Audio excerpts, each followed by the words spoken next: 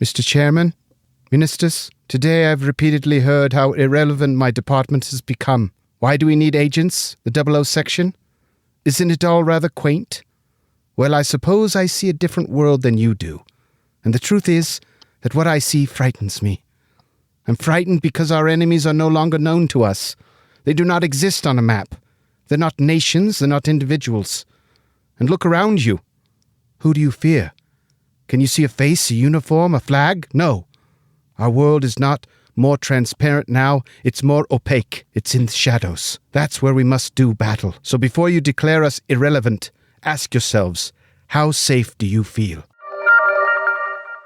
Welcome to Should You Watch This with the Popcorn Priest, a weekly podcast for movie enthusiasts, current and ex-movie theater projectionists, new and old friends. Take the time to talk about a movie that we just watched and answer that very question, should or shouldn't you watch this? The threat is not from above, but from within.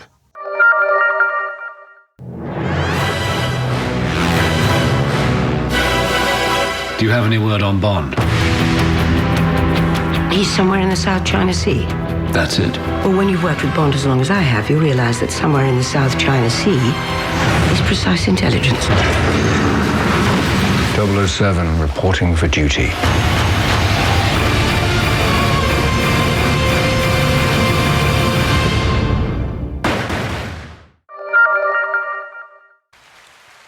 Joining me today is a reoccurring guest, the mole of Should You Watch This, JJ. Welcome back. Popcorn, thanks for having me. We are continuing our review of all the Daniel Craig Bond films. JJ is seeing these films for the first time, and I'm calling it the Bond Extravaganza. Wash your face, retainer, and clean up your hair bleach. And get ready to listen to our review and breakdown of Pardon Me, I Just Tripped in Skyfall from 2012.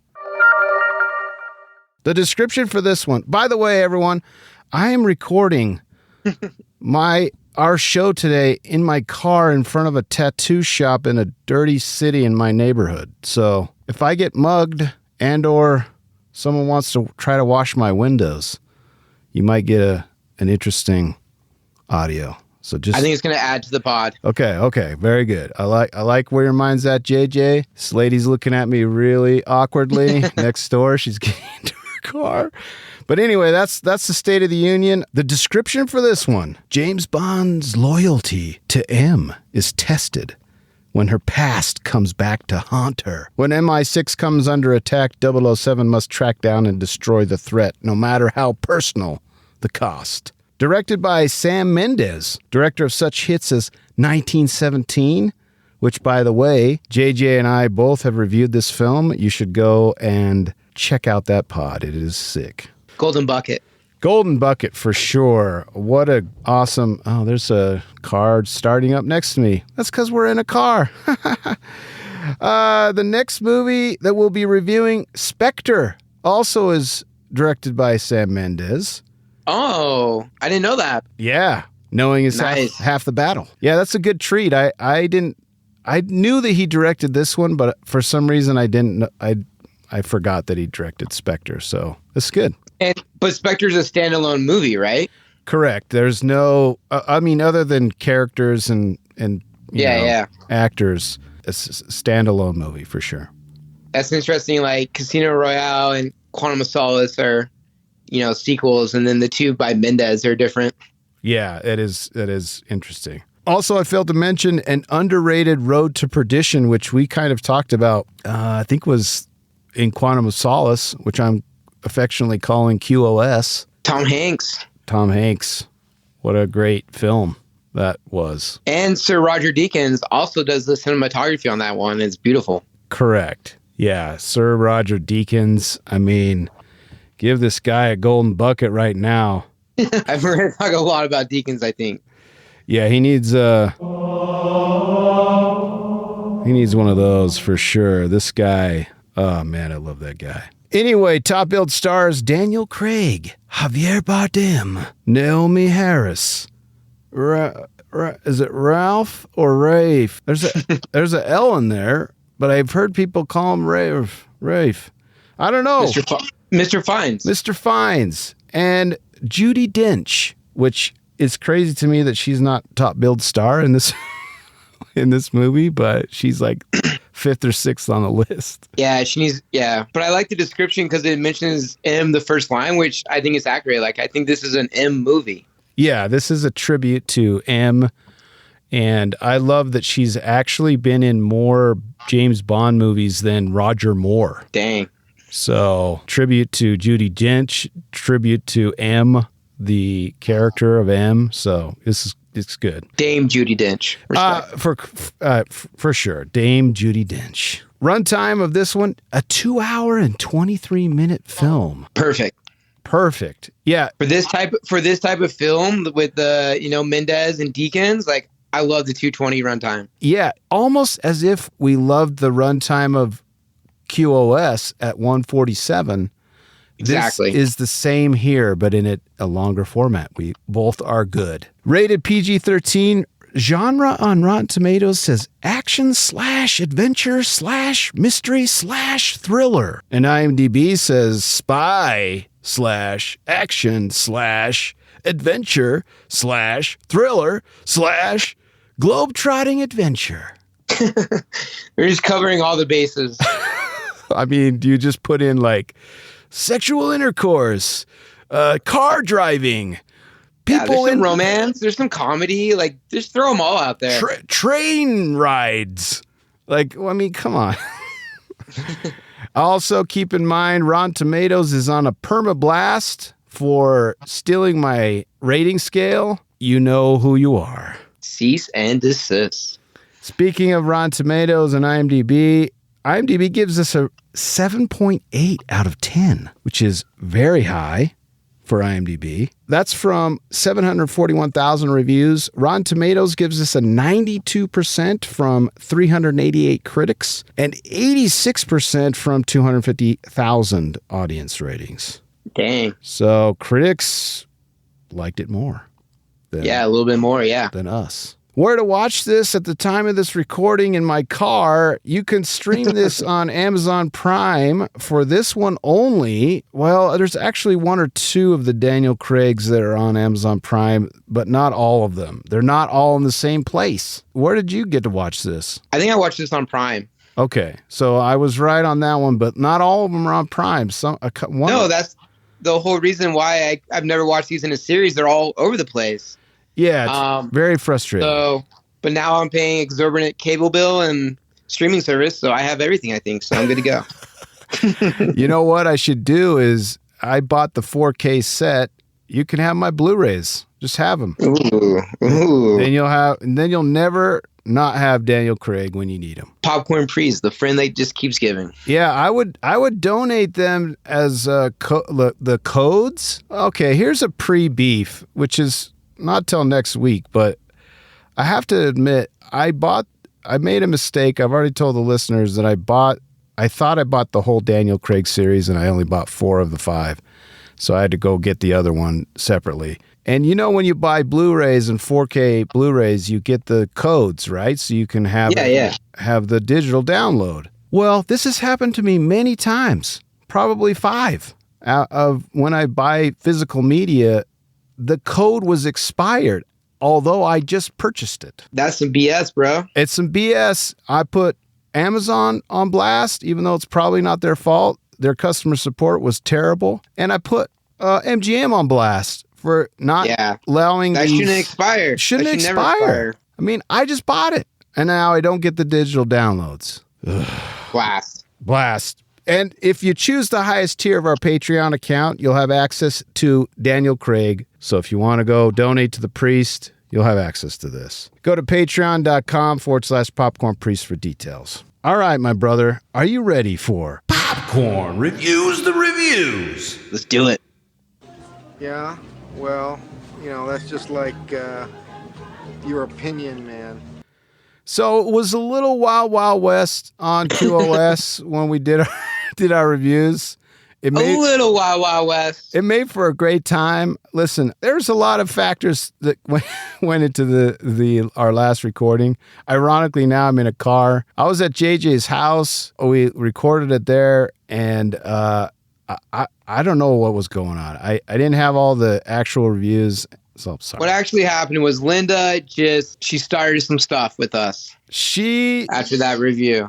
Man, that lady, she got us riled up. I love her. Do you have any more Linda reviews today? No, I have a lot of really good ones, and you're going to like them all. I guarantee it. Okay, let's get into our first review, or actually how I always let my guests tell me how they would like to receive them.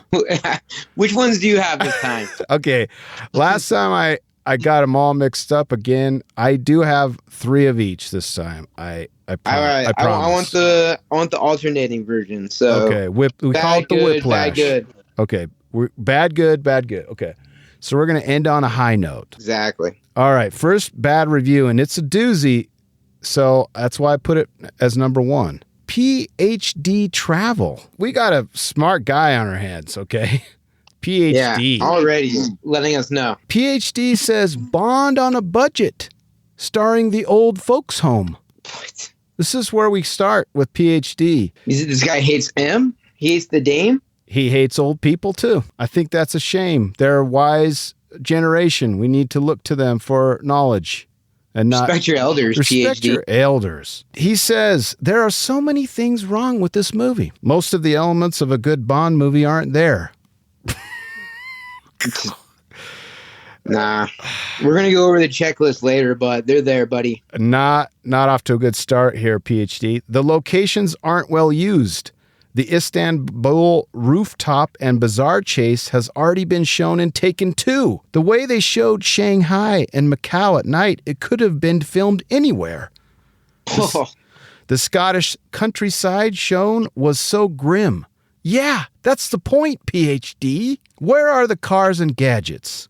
Nothing but the old Aston Martin, which was sick. Yeah. Just that pistol and a tracker. The new Q is so ineffective. The villain played by Javier Bardem, he's more comical than sinister. With the blonde fright wig, the campy overtures, and the most frightening of all, the dentures, that the most absurd bad guy in Bond history. That's a bold claim. The climax feels cheap and conventional. They must have run out of money for the second half. Such a stupid idea to bring M to that run-down Scottish house. Spoiler alert. With the homemade defenses and geriatric defenders, it felt like Home Alone meets the Golden Girls. Might as well have asked Betty White or Grandma to join in. Also, the new Bond girl, Berenice Marlowe, is exotic and fascinating to look at, but why only one? Writing her out of the show so early and not having another one was a mistake. The Bond girl is supposed to end up saved by Bond, with a hookup at the end. Unless you consider M a Bond girl. The focus of the movie is M. Judi Dench was always too provincial looking for MI6. The only good thing about this movie is that Ralph Fiennes is replacing her. Finally. There was no need to dedicate a whole movie to her farewell. Daniel Craig is just so haggard he looks worse than the villain. It's time to replace him with someone younger and more handsome. Baffled by the good news? Be warned. We are being shortchanged. 1 out of 10. There's so much wrong with PhD here that, I don't know, man. Lots of wrongness. A lot of spoilers, too. A lot of spoilers. Apologize for the listeners, but I had to put this first because I think there's a reoccurring theme with these people who hate Skyfall, and it's wild to me. Yeah, there's some hot takes in there for sure that I just don't agree with. Yeah, is there any one that you want to highlight, or should we move on? I don't want to give too much away, but once again, this is an M movie, and I love it for that. Every scene Judi Dench is on, Dame Judi Dench, she crushes. Yeah, she grounds the film, and it's funny because she's the only one in Bond's life, going all the way back to Pierce Brosnan era, that the only person that was the authoritative person in his life, the only one he would take orders from, nobody else. Probably one of the few that cared for him too. Yeah, I mean, we know that Bond's parents are dead. Like, that's his own. It's his family. It's it. PhD needs to go back to school, bro. Yeah, PhD revoked. All right, first 10 out of 10 from Axe Shredder 45. Already a better start. Shredder. Arguably the best Bond ever, says Axe Shredder. I went to see this film on the day it came out in theaters. This is my boy here. And the seats were leather. That's a nice detail.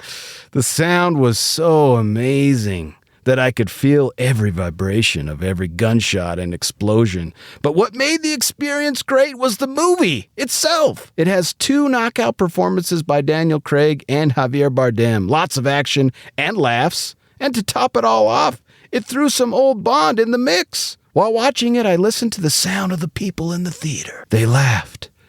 They gasped. And they cheered. And at the end, everyone applauded. So to me, this could be the best Bond ever. 10 out of 10. Love it, at Shredder. Yeah, Axe Shredder, baby. You're formally invited to the show. I'm glad he appreciates the audience reactions and the leather seats. This guy knows what's up. Yeah, he likes the nicer things in life. Yeah. All right. We're going down in the dumps for our second 1 out of 10 by Tim Arsenal with a B, Timb, Timb. Oh. I don't know what that means. Maybe it's his initial, Tim B. Arsenal. I don't know. His title is Skyfall. Oh. Nice pun, buddy. I mean, that is pretty clever. How long did it take you to think of that one? Tim says, let's be honest here. Most Bond movies are tongue-in-cheek and pretty stupid, and that's part of its appeal. It's a fantasy world of beautiful women, gadgets, real stunts, and cheesy one-liners, but this so-called real Bond, in quotation marks, doesn't work for me. Were Pierce Brosnan, Roger Moore, and Sean Connery cyborg robots? I must have missed something. I don't know what that means. What is he trying to say with cyborg robots? They don't show a lot of emotion on screen? I don't know. I mean, it sounds like he prefers the old Bonds to Daniel Craig, so I think he's already drinking his own Kool-Aid. Maybe he just thinks Daniel Craig's too, stoic. But wouldn't he be the robot and them not be? Doesn't make sense to me. Yeah, I hear you. It's a puzzle. It's a puzzle already. We're already jumping into next week's episode, and we haven't even finished this one. He goes on to say, Bond movies have their own style and special formula with the usual ingredients, similar to a Big Mac. Okay. In fact, others have made a very good living copying Bond from Austin Powers, Johnny English, Spy Hard, I Spy, and many, many more. How do you copy this movie? It was like watching a straight-to-DVD Steven Seagal movie. Wow. Really, dude? You are comparing Skyfall to a Steven Seagal movie. This guy's bananas, bro. Wow. Dare I even say worse than a Steven Seagal movie, he goes on to say. In my opinion, a Bond movie should look and feel like, I dare say it, a Bond movie. Ooh, that's pretty hard to figure out. This was sadly a poor scripted, a poor acted, and a poor attempt at making an action movie. In time, this movie will go down as the worst Bond movie, but right now the hype around it is causing a smoke screen. Don't try to reinvent the Big Mac by taking the meat out of it. 1 out of 10. Tim with a B is kind of an idiot. Yeah. And this is going down as the best Bond movie of all time. And we're going to get into it and by the numbers. It's definitely ranked on the higher end and not the very bottom. Correct. Steven Seagal movie? Get out of here, Tim with the B. Tim. Let's cleanse the palate. Our next 10 out of 10. From Mr. James with a Z. Don't be so anal. I don't know why we're bringing anal into this, but let's see what he has to say. Mr. James. All you guys giving negative reviews, you have no business watching Bond films. You need to watch JFK or Platoon or Saving Private Ryan or some other reality-based films. Bond is fictional, who lives in a fictional universe that uses real-life settings. The movies are about a fantasy super spy. Let me say that again. Fantasy super spy. He's supposed to supersede logical expectations. The things you don't see depicted on screen are supposed to be left to your imagination. I loved this movie. I'm a true Bond fan. I've seen every movie a minimum of 3 times. Whoa. The way they tied SF, Skyfall, I've never seen it written that way. SF. Yeah, just because we have CR and QoS, this is not an SF. No, we're always going to say Skyfall, buddy. but I like how abbreviated you want to be, Mr. James. The way they tied Skyfall to classic Bond was perfect. If anything, the first two movies weren't true Bond films. I don't know about that. They were character-driven action films whose main players just happened to be based on Bond movies. This, however, is a real Bond movie with a 2012 edge. Again, I loved it. You guys need to stop being so anal and just enjoy it for what it is. I mean, we know the Avengers are not real, but we enjoyed that movie just the same. 10 out of 10. Mr. James, I like what he had to say. I did feel like this was more of a Bond movie than the other two. Yeah. And I think, it's no surprise. Everyone knows that this came out for the 50th anniversary of Bond. So it goes without saying that they're going to place a lot of, reverence to the previous Bond films and Easter eggs and all kind of other stuff. So it's definitely, he's right. It's a 2012 Bond film, like a classic Bond film. Thanks, Mr. James.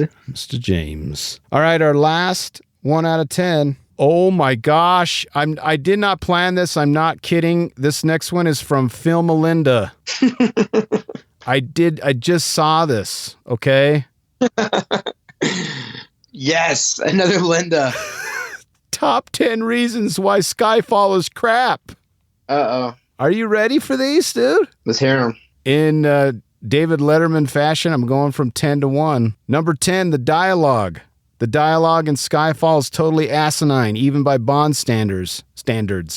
The one-liners fell flat. Number 9, an emo Q. Number 10, Bond Wayne. I realize it was always implied that Bond was an orphan, but they've turned him into Bruce Wayne completely with family estate and the butler.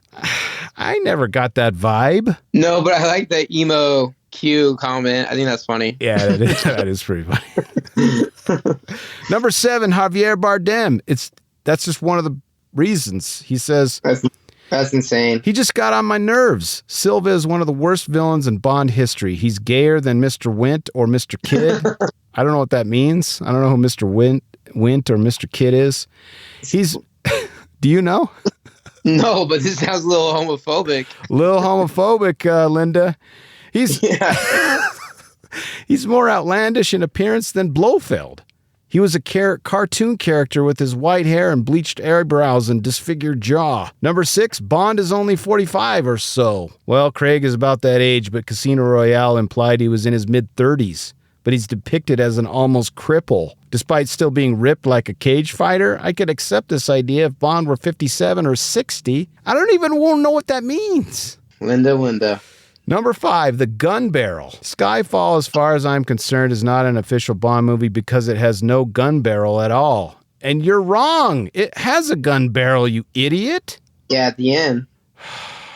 This movie is bullshit, she says. You use the most iconic image from Bond as a logo, but that image is nowhere to be seen in the film. If it has no gun barrel, it's not a real Bond movie. Maybe they got up and left. Maybe Linda left and didn't see the gun barrel scene. It's there. Number 4, the Bond is old and decrepit, both as a man and as a franchise. Okay. Number 3, where's the cyber terrorism? JJ, when you were going into this film, were you thinking, I want more cyber terrorism? Yeah, not really. Okay. Okay, next. Number 2, the gamekeeper. Why is this character even in the film? Except to say, I love Kincaid. He was awesome. Yeah, give me more Kincaid. Linda says, why would he voluntarily stay to help Bond fight off a hit squad of dangerous mercenaries? Because he's Bond's friend. Sounds like his childhood, right? Yes. Last but not least, number 1, stupidity shown by characters. Bond takes M to, it's kind of spoilery, I'm sorry. Bond takes M to the wilderness without any protection, to a place without guns, medical facilities, or communications, while deliberately leading the terrorist right to her, not requesting any backup. 1 out of 10. Yeah, I can understand the last one, but pop off, Linda. Yeah, like, we're not going to go into the particulars until next week, but Exactly. there's reasons why they go there. It's not just like, oh, I don't have any other place to go. Sounds like she just needs some more cyber terrorism movies. Yeah, maybe she should watch The Net. Oh, I love The Net. I kind of love The Net, too. Dude, Sandra Bullock. Mozart's Ghost!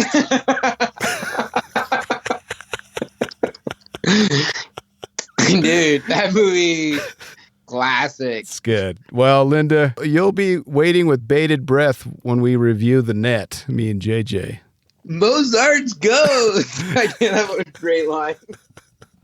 All right, last 10 out of 10. You're going to love this. It's from Harry Potter Vegetarian. Oh. Like Phoenix, he rises.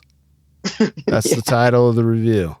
I mean, phoenixes are in Harry Potter. Correct. Here we go. Damn Jason Bourne. Damn The Dark Knight. How could anyone be naive enough to compare them with this guy? Many believe that a layer of dust has settled over the antiquated spy movie. Many believe that he is incongruous. Incongruous? Incongruous. Quite irrelevant in modern times. Many believe that the toy gadgets are passé.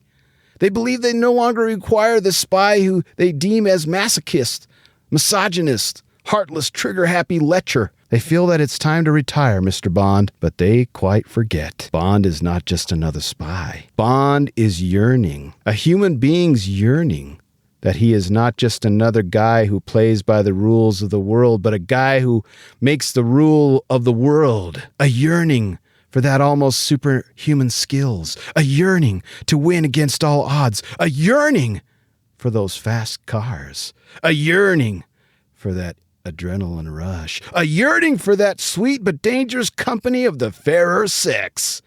Plane crashes? Yeah. Nuclear disasters? I want it. A maniacal dictator? Bring it on. Mr. Sarcasm, you may not like Mr. Bond, but your flesh would turn mottled green. Your eyes will be eaten out by worms. Everything but your bones would survive as you decompose in your grave. But one thing is pretty sure, Mr. James Bond would be quite alive and kicking asses. Skyfall says just that. Do I think this is the best movie ever? Of course I do. I give it. It gave me just what I needed a Bond movie to give. Exotic locales, dangerous, deviant, and deformed psychopaths. The car chases, train chases, bike chases, your call, that no other movie can match. But this time it gives something more. And that is exactly why we need to shake off that smote of dust that has settled over the antiquated spy movie. That is why we need to reintroduce such incongruity back. But a silver of light shines at the end of a circular tunnel. Do I see a man in a black suit? He may no longer like vodka martini that is shaken, not stirred. He may not play around the exploding pens anymore, but he is still there standing, the epitome of all things superhuman. He has raised his gun. Hold your breath. He fires. A bullet whirs past, covering, drenching everyone and everything in red. You know his name, don't you? His name is Bond. James Bond. 10 out of 10. Jeez, that was a lot. I just wiped my brow. That took a lot out of me, okay? Guy was yearning for a lot. He was yearning. That's probably the most time I've ever said yearning in my life. And anal tonight. Yeah, I will say that not again. All right. All right, you ready to get into should you watch this? Let's go. Okay. 5 reasons why you should watch Skyfall. And then let me know if I missed anything. Number 1, I keep repeating this. If you like James Bond and you like Daniel Craig as Bond and you are aware and know who Sam Mendes is, then you have to watch this. Number 2, if you don't know who Roger Deakins is, first off, shame on you. And Sir then, Roger. And then secondly, this is the second reason to watch this, Sir Roger Deakins. He does the cinematography and he's the best of all time. He's like the John Williams of score, cinematography, and director of photography. Yeah, he's the best. Number 3, if you thought the last villain was a bit of a pansy, Javier is here to change that. Number 4, if you thought that one instance of sexuality was not enough in QOS, this has doubled that. 2 items of sexuality.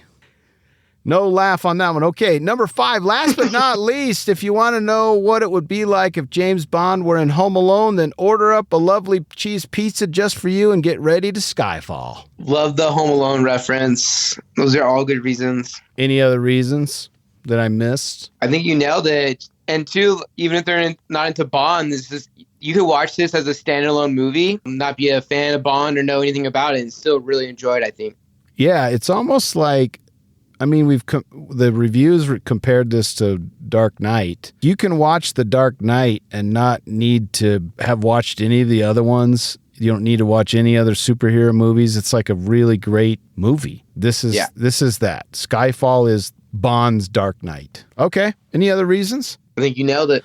All right, let's get into By the Numbers. For God's sakes, just give me the damn number! As always, I have front-loaded this pod with numbers because JJ and I just love them. I mean, that's why I have a category for numbers, because it's just super fun. So, give me them numbers. Box office haul. What is the production budget, you think? This is going to surprise you because QOS had a budget of $230 million. Dang. Man. It's got to be more. It's got to be like 275. 200. It was less. That's crazy that in the Bond franchise would go down, you know? Correct. And it's longer. I mean, it's like 40 minutes longer. But QOS had some very lengthy action sequences. I mean, this one has the train one at the beginning, but not as intricate, I would say, as the QOS. Well, and QOS had issues with the writer's strike, and they were at way more locations, but I don't know how that ballooned over 230, but kudos to Mendes for dropping that budget because it paid off. What do you think it made at the box office? Well, at least 200, right?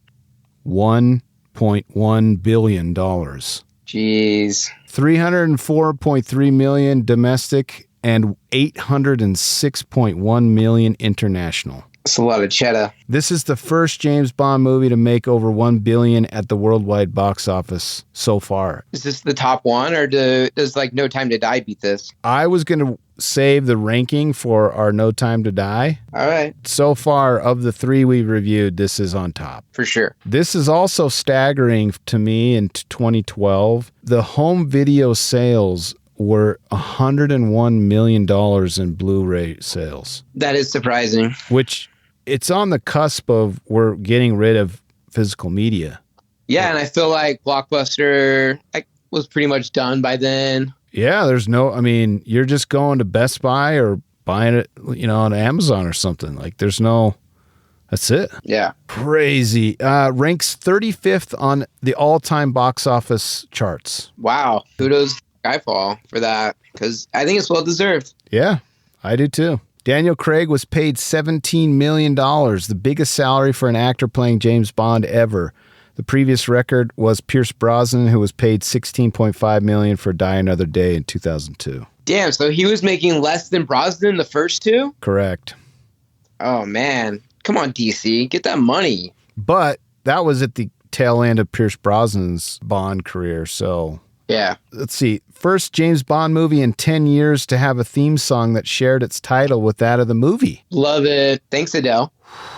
Yeah, we'll be talking more about that in a little bit here. First James Bond movie to be released in the IMAX format. That makes sense. Sick. I'm always in for IMAX. I will drive hours out of my way to go see an IMAX film. I obviously missed out on this on IMAX, but to see this on IMAX would have been awesome. It was amazing, dude. It was amazing. Some more numbers. Sir Sam Mendes is the first and only British knight to direct a James Bond film. 2 other knights were considered to direct. In the past, Sir Alfred Hitchcock for Thunderball in 1965 and Sir Peter Jackson for The World Is Not Enough in 1999. But obviously they weren't chosen, but... So much royalties.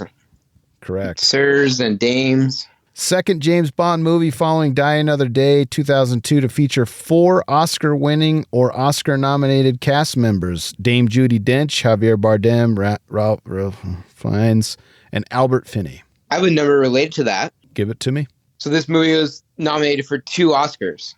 Ah, yes. Or, excuse me, it won 2 Oscars. It was nominated for 3. Correct. And our boy Deakins was just a nominee, didn't win. Travesty. Life of Pi won, the cinematographer for that. So, I can go without Life of Pi. but Skyfall won for sound editing, and then your girl Adele won. Yeah, that thing blew up, dude. She sold so many records. What a sick song to start this movie. So good. Yeah, it's great. This surprised me. I didn't know this. In 50 years of James Bond movies, this is the second one in which Bond suffers a gunshot wound. Oh, that's surprising.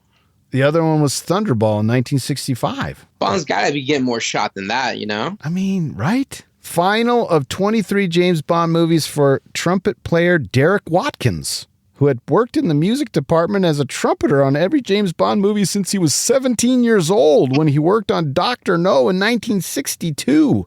He died in 2013, 4 months after the release of the film. Legend. Derek Watkins blowing that trumpet. There were 85 versions of James Bond's suit, tailor-made for the opening chase sequence. 30 were made for Daniel Craig and 30 for his body double and stunt double. That's a lot. 85 suits just for the first scene. Yeah, that's insane. Once again, the costume department budget's got to be high on all these Bond movies. Yeah, I read even further that they even had suits for when he was on the motorcycle. They lengthened his sleeves so that when he was extended out on the handlebars that it wouldn't pull too far up on his arm. He had a motorcycle suit versus a running suit. Nice. Yeah, it's more maneuverable. Correct. The opening sequence shot in Adana and Istanbul, Turkey took around 2 months to film, 3 months of rehearsals, and 4 months of preparation.